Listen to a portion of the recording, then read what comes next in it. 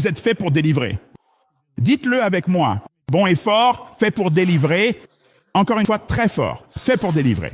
Je veux que vous alliez avec moi dans le livre des Juges, chapitre 3. Nous allons commencer au verset 15. Et pendant que vous le faites, j'aimerais simplement planter le décor. Rappelez-vous, Moïse meurt, Josué est élevé pour entrer dans la terre promise. Il y va et chasse les ennemis. Le Seigneur a dit, partout où tu poseras le pied, ce sera à toi. Et donc c'est là où ils en étaient. Et puis après Joseph Puck, après la mort de Josué, nous entrons alors dans la période des juges. Et la Bible dit ici, au début du chapitre 3 des juges, que tous les habitants de la terre promise n'ont pas été chassés. Et la raison en était Dieu. Plus précisément, il a dit qu'ils n'avaient pas tous été chassés parce que la génération suivante devait encore être préparée à la guerre.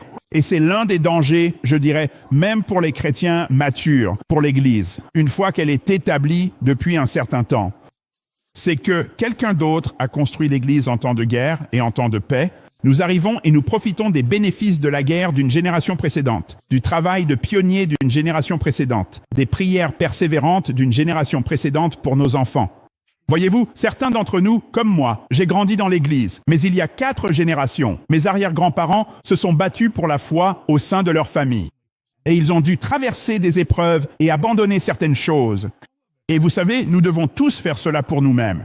Mais laissez-moi vous dire, certains d'entre nous ont grandi dans une période de paix au sein de nos familles, en tant que chrétiens de 2e ou 3e génération, ce qui nous a protégés de certaines pressions auxquelles un chrétien de première génération aurait été confronté. Mais ne vous méprenez pas.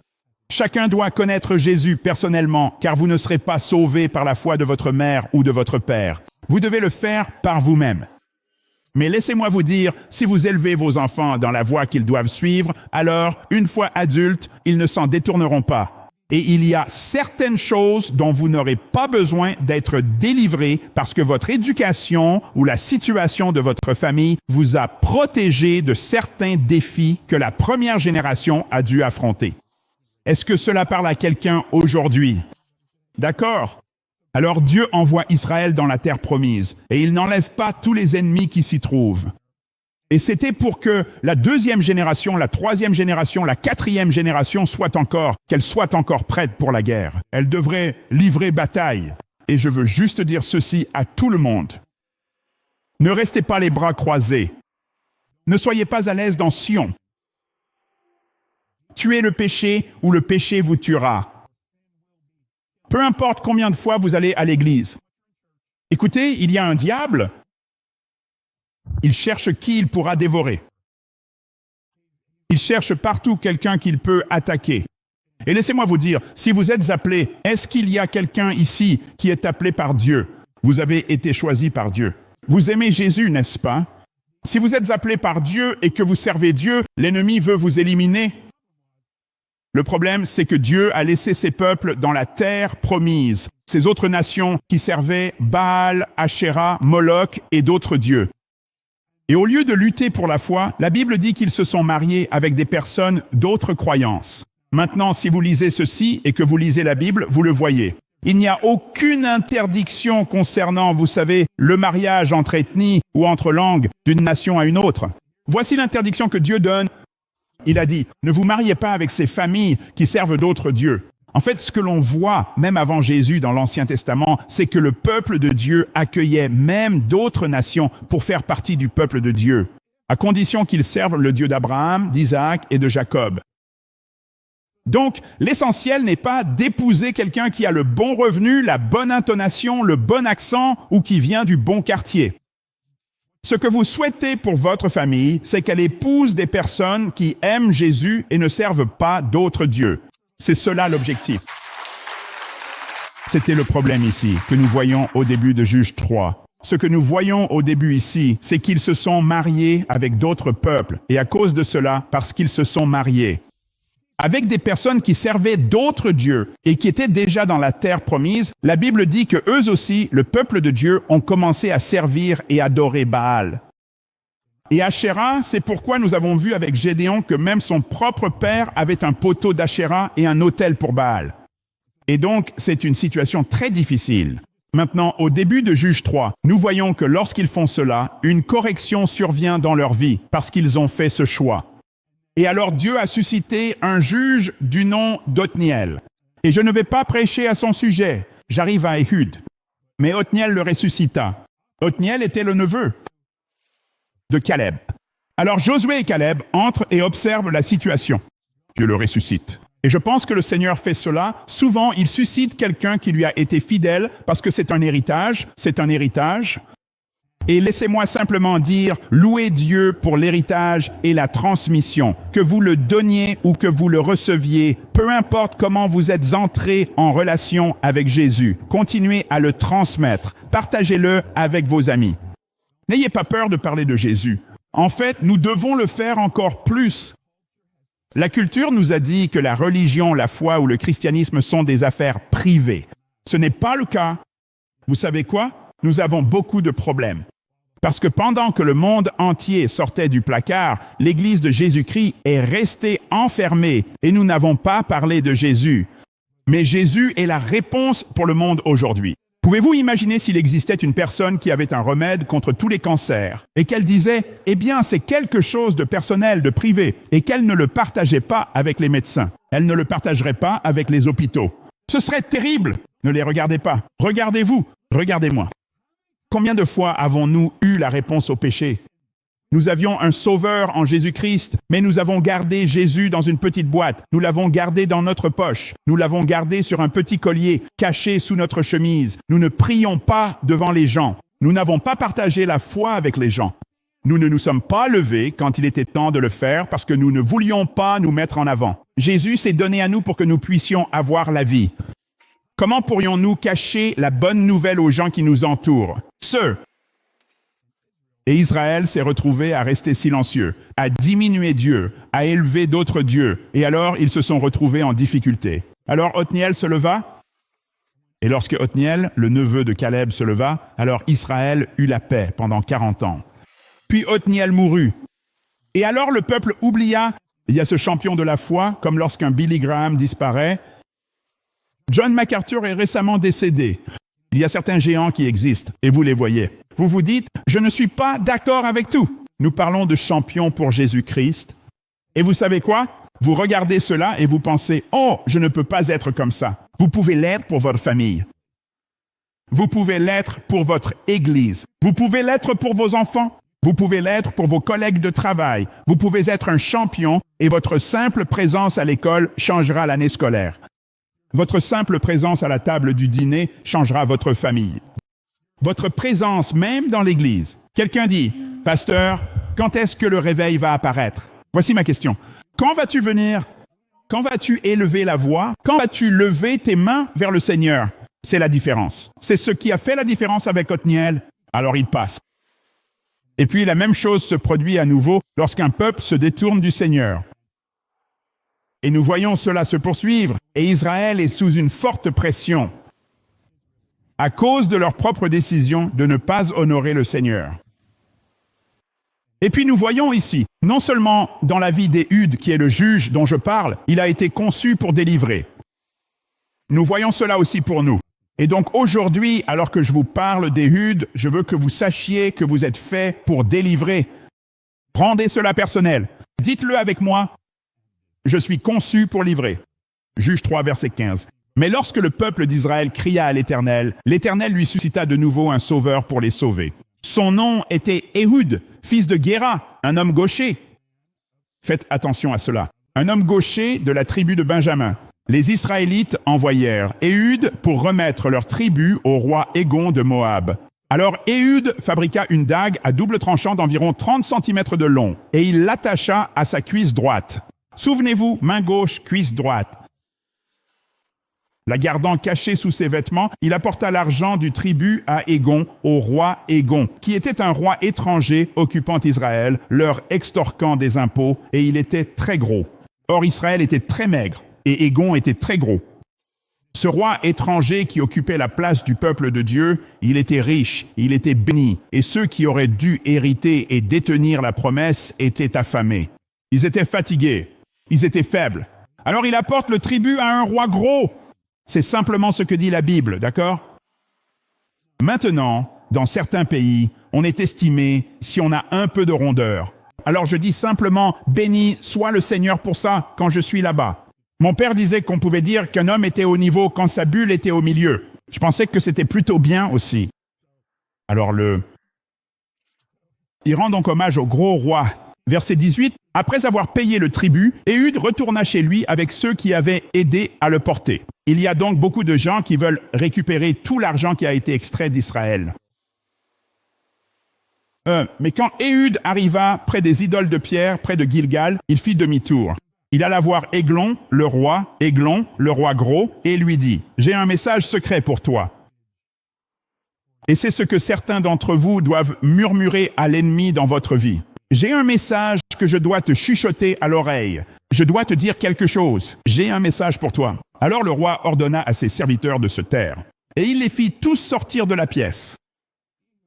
Éhud s'approcha d'Églon, qui était assis seul dans une chambre fraîche à l'étage, et Éhud dit au roi, « J'ai un message de la part de Dieu pour toi.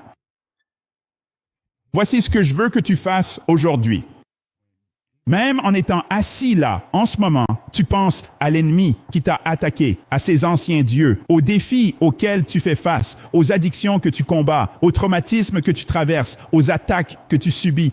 Ce ne sont pas de nouveaux esprits. Ce sont de vieux esprits. Ce ne sont pas... Ce que nous voyons se produire dans notre culture, ce n'est pas une nouvelle attaque. C'est une vieille attaque. C'est un vieux Dieu pour un nouveau jour, d'accord?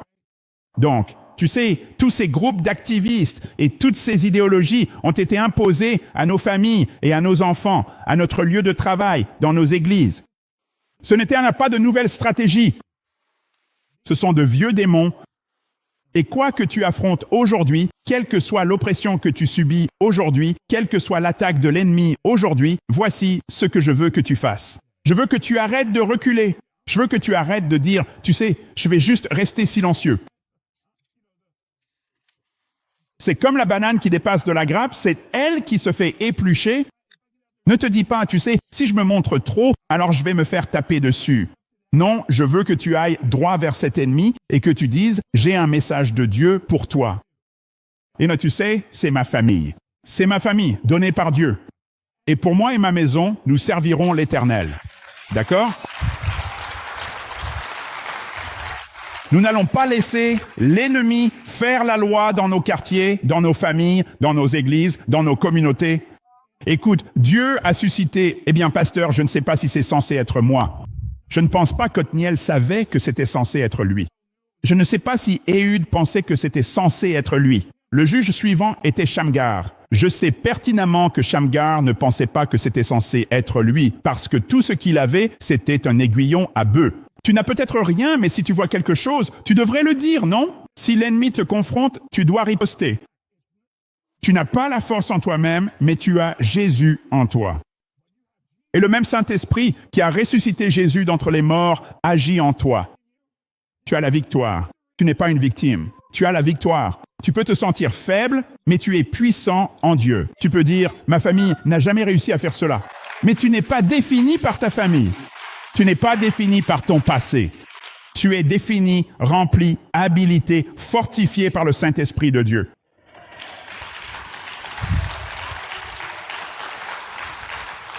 Alors il dit, j'ai un message pour toi. Et puis, bien sûr, je vais te laisser lire la suite. Mais en gros, le message était, je vais conclure un marché.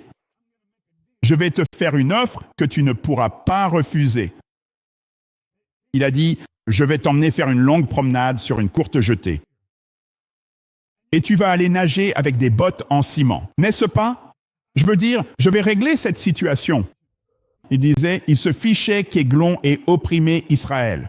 En fait, c'est justement parce qu'il était prêt à dire cela. Et donc, on découvre que cet homme gaucher a probablement été fouillé comme un droitier. Et quand ils ont vérifié sa jambe gauche pour voir s'il avait une dague, ils n'en ont pas vu. Et ils ne s'attendaient pas à ce qu'il soit gaucher. Dieu l'a façonné pour délivrer. Et donc, lorsqu'il y est allé, il a sorti cette dague d'un pied de long et l'a enfoncée dans le ventre de ce roi. Ce roi qui avait opprimé le peuple de Dieu. Ils étaient venus, avaient occupé, pris le contrôle, dominé, prélevé un tribut et fait toutes ces choses. Et Dieu a délivré. Et en fait, si vous lisez, Éhud a verrouillé la porte. Et il est sorti par une sortie spéciale, qui était la latrine de cette pièce, et il a laissé le roi mort là-haut. Il s'est échappé, il est sorti, et il a dit à Israël, « Hé les gars, on a la situation en main, nous allons descendre. » Dieu nous a donné la victoire. Et il a emmené l'armée d'Israël dans un endroit bas du Jourdain, où les gens devaient traverser. Ils ont occupé cet endroit, et la Bible dit qu'ils ont tué 10 000 des meilleurs guerriers que les Moabites avaient. Maintenant, il est important de noter qu'Églon était bien mieux financé, possédait une position de pouvoir et d'influence considérablement plus forte, mais malgré cela, Dieu, dans sa sagesse infinie, a choisi d'utiliser l'unicité remarquable d'Éhud et le courage indomptable d'Éhud. Il l'a élevé spécifiquement pour délivrer sa nation bien-aimée et sa propre famille de l'oppression. Frères et sœurs, je vous appelle simplement.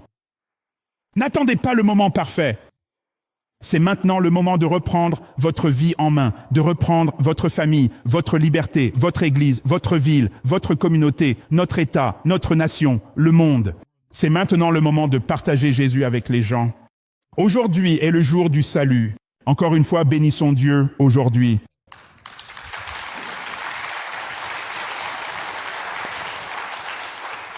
Voici ce que je veux que vous compreniez. Dieu a créé chacun de nous avec un but unique, pour la liberté, et surtout dans les temps les plus sombres. Voyez-vous, c'est ça, la victoire. Obtenir la victoire n'arrive pas quand la situation est favorable. Cela arrive lorsque les jours sont les plus sombres. Vous regardez la situation à laquelle vous faites face, et vous vous dites, c'est une période très difficile. C'est ce jour-là que vous trouvez la délivrance. C'est à ce moment-là que la délivrance est nécessaire. Jour meilleur, pas de délivrance. Vous n'en avez pas le désir, ni l'impulsion. Comme le disait si bien le grand saint, théologien et philosophe Popeye, j'en ai supporté tout ce que je pouvais et je ne peux plus supporter. Il arrive un moment où vous dites, non, ma famille ne va pas se contenter de cela.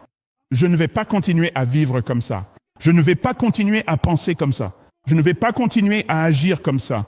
Dieu, tu dois faire quelque chose. Et Dieu dit, j'ai un homme. J'ai un homme. Eh bien, qui est-ce? D'où vient-il? Cet homme, c'est toi. C'est toi l'homme. C'est toi l'homme qui va se lever. Mais Seigneur, je n'ai pas le bon nom. Je n'ai pas les bons dons. Je ne suis pas comme tout le monde. Et il dit, c'est justement pour ça que je t'ai appelé. La cavalerie ne viendra pas pour ta famille. Dieu t'a envoyé, papa. Dieu t'a envoyé, maman. Dieu t'a envoyé, jeune homme, pour évangéliser ta famille et apporter la délivrance à ta famille. Ne laisse personne te mépriser à cause de ta jeunesse. Ne laisse personne te mépriser à cause de l'une de tes caractéristiques. Si Dieu t'a appelé, Dieu t'équipera, et si tu obéis, Dieu t'utilisera et il sera la victoire dans ta vie.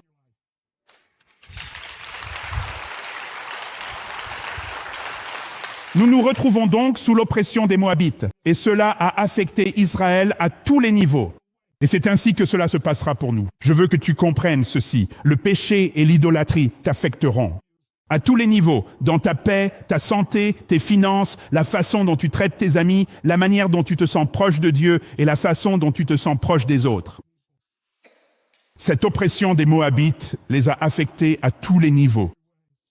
Et comme pour Israël avec les Moabites, cela te privera de ta joie et de ta paix. Ainsi, ce que nous voyons, c'est que pendant 18 ans, Moab a opprimé Israël, et c'était la conséquence de leur désobéissance au Seigneur. Et vous pouvez le voir dans les versets 12 à 14. Ainsi, la vie était très très difficile sur le plan spirituel. En fait, ce n'est pas dans vos notes, mais vous pouvez noter ces éléments. Voici les domaines dans lesquels le péché et l'idolâtrie vous affecteront, et comment Moab a affecté Israël spirituellement. Leur idolâtrie les a séparés de la protection de Dieu, les laissant sous le jugement divin. Pourquoi Dieu est-il aussi sévère? Ce n'est pas ça. Dieu n'a pas bougé. C'est nous qui avons bougé. Nous étions sous sa protection. Nous étions dans l'alliance, puis nous avons bougé. Dieu, tu as arrêté de me parler. Non, il ne l'a pas fait. C'est toi qui as arrêté d'écouter. Tu t'es éloigné de lui, si bien que Dieu te semble lointain. Jésus paraît plus petit à l'horizon. Si tu veux la victoire de Dieu, rapproche-toi tout près du Seigneur.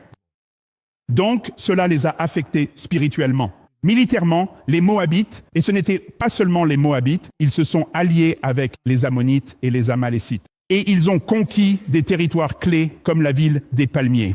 C'est ce que dit l'Écriture, c'est Jéricho. Donc, quand Josué est arrivé, l'un des tout premiers endroits qu'il a conquis, souvenez-vous, il a fait la marche de Jéricho, 7 jours, ils ont sonné de la trompette et les murs sont tombés. Nous avons Rahab, dont Jésus finit par être l'une des descendantes. C'était une grande victoire. Leur désobéissance leur a même fait perdre Jéricho. Nous voyons donc que des choses que Dieu avait données ont été perdues. À cause de la situation spirituelle et à cause de la situation militaire. Et donc, Israël n'avait aucune autonomie. Il devait en faire ce que ce roi étranger disait. Économiquement, ils payaient un lourd tribut. Cela épuisait leurs ressources. Et les personnes qui souffraient le plus étaient celles qui étaient en marge. Donc, si elles étaient pauvres, elles devenaient encore plus pauvres. Si elles étaient de la classe moyenne, elles devenaient pauvres. Si elles étaient riches, elles devenaient de la classe moyenne et peut-être aussi pauvres. Et ensuite, nous voyons sur le plan culturel. Culturellement et spirituellement, le culte moabite de Chemosh, un autre dieu, ce dieu-là, est associé à Baal et à Moloch. Cela a mis la pression sur Israël pour qu'ils abandonnent leur foi. Et vous savez, il y a tout un groupe de personnes qui ne sont pas complètement, laissez-moi le dire ainsi, leur engagement est un peu au milieu. Et laissez-moi vous expliquer comment fonctionnent les majorités. Parfois, on pense que, c'est la majorité qui va l'emporter. Très souvent, il y a environ 20% de personnes qui sont radicalement dévouées à un camp et 20% qui sont radicalement dévoués à l'autre. Cela fait 40%. Et il y a 60% au milieu qui observent pour voir qui va l'emporter. Et ensuite, selon qui ils pensent va gagner, cela provoque un basculement et une vague massive change de direction. Et c'est comme ça que beaucoup d'opinions populaires et de pensées de groupe se forment. D'accord. Et donc, l'un des plus grands combats, c'est simplement de croire que le Seigneur est de notre côté. Mais il y a beaucoup de gens dans la foi. Nous sommes comme des chrétiens de circonstance, et il y a ceux qui prient. Des grands-pères et des grands-mères, et des jeunes de la Jésus Révolution, d'un côté radicalement dévoués au Seigneur. Et puis, de l'autre côté, il y a des démons et des personnes sous l'influence de l'ennemi, qui œuvrent radicalement contre eux. Et en gros, ceux qu'ils pensent voir gagner, ce sont eux qu'ils vont suivre. Et donc, même en Israël, il y avait des gens qui adoraient le Dieu d'Abraham, d'Isaac et de Jacob, qui maintenant adorent les dieux mêmes de ceux qui les persécutent et les oppriment. Économiquement, culturellement, militairement, spirituellement. Vous savez, à un moment donné, un roi moabite faisait face à l'armée d'Israël et adorait ce Dieu. Vous savez, pour gagner, vous savez ce qu'il a fait ? Il est sorti, a emmené son fils sur le rempart et a sacrifié son fils devant l'armée. Cela a poussé Israël à battre en retraite. Parce que j'imagine que si vous êtes prêt à sacrifier votre propre fils à votre Dieu, alors c'est quelque chose de très sérieux. Et si vous n'êtes qu'un chrétien de nom, alors vous prenez la fuite. Vous voyez, je ne pense pas que l'Église ait réellement diminué en Amérique. Je pense que ce qui s'est passé ces dernières années, c'est que nous avons vu, bien sûr, un réveil en train de se produire, il me semble, en ce moment. Nous le voyons chez notre génération Z. Mais je pense qu'une chose, c'est que les personnes qui pourraient être découragées par ce genre de choses n'ont probablement jamais vraiment servi le Seigneur au départ. Voici ce que je veux vous dire. Ne soyez pas cette personne. Donnez tout ce que vous avez à Jésus. Soyez dans la Bible chaque jour. Allez à l'église chaque fois que les portes sont ouvertes. Levez-vous le matin et élevez votre voix vers le Seigneur. Que vos prières soient continuellement sur vos lèvres.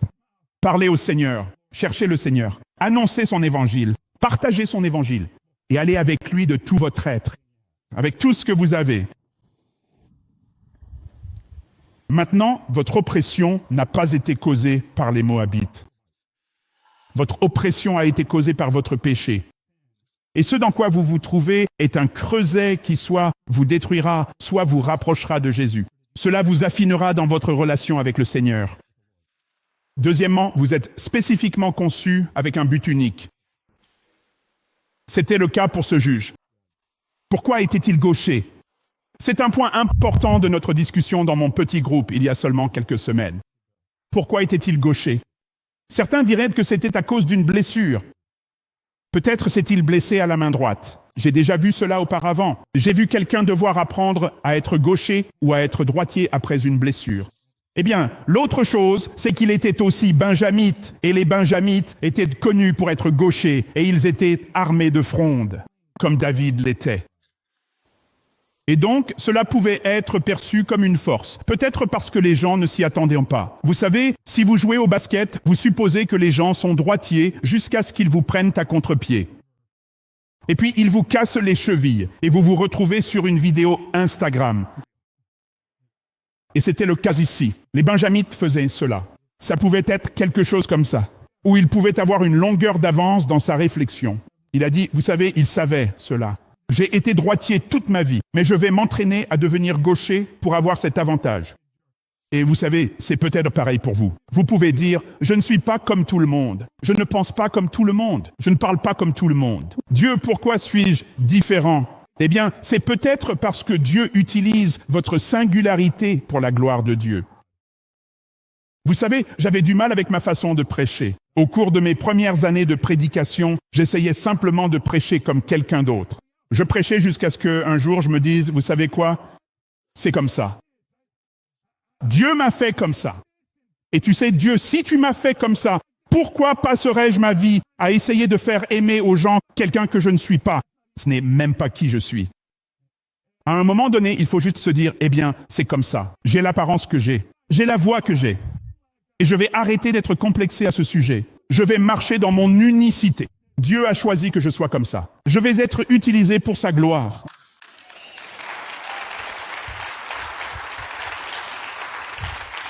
J'aimerais être comme mon frère. J'aimerais être comme mon ami. J'aimerais ne pas avoir peur des gens. J'aimerais ne pas être aussi bruyant et parler tout le temps. Peu importe ce que c'est. Écoute, affine-toi, sois le meilleur possible avec ce que Dieu t'a donné, mais marche dans l'appel que Dieu t'a adressé. Et faisons venir un peu de musique. Venez m'aider, d'accord? Je ne sais pas. C'était peut-être un trait naturel. Quoi que ce soit, c'était un choix divin que Dieu a fait. Et il l'a accompli. Et il a conçu Éhude pour qu'il soit ainsi. Quoi que ce soit, Dieu a utilisé l'unicité d'Éhude pour accomplir ses plans. Bizarrerie ou qualité, peu importe ce que c'est. Peu importe ce que c'est. Écoutez-moi. Ce que certains considèrent comme un handicap, Dieu l'utilise comme une délivrance.